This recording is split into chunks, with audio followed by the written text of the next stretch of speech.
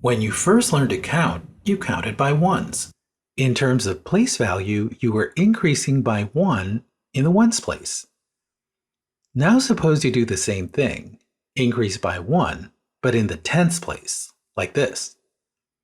What is happening here? In this case, you're counting by tenths.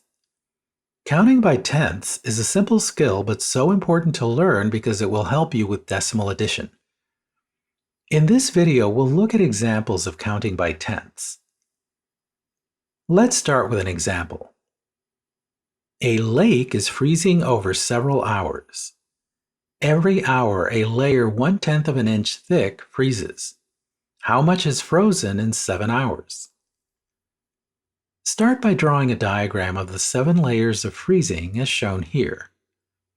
Next, we use a vertical number line that goes from 0 to 1 in increments of 1/10, as you can see here. Now you can count 7 steps.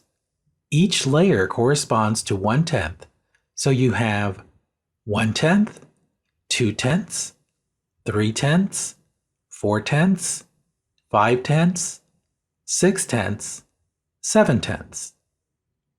So the thickness of the frozen layers is 7/10 of an inch. Let's look at another example. What fraction of a dollar is represented by this collection of dimes? A dime is equal to 1/10 of a dollar.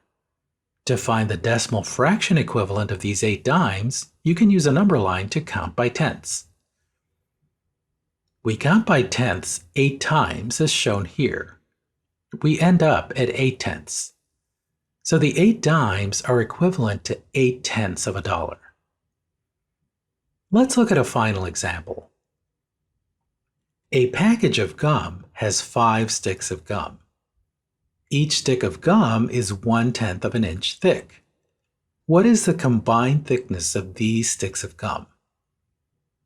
The first package has 5 sticks, and the second package has 4. Let's use a number line to count by 5 and then by 4 to find the total thickness. We count by 5/10 first, as you can see here.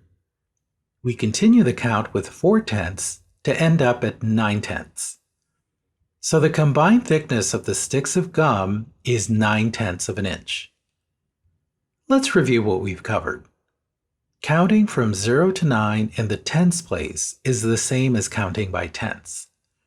You can use a number line to count by tenths.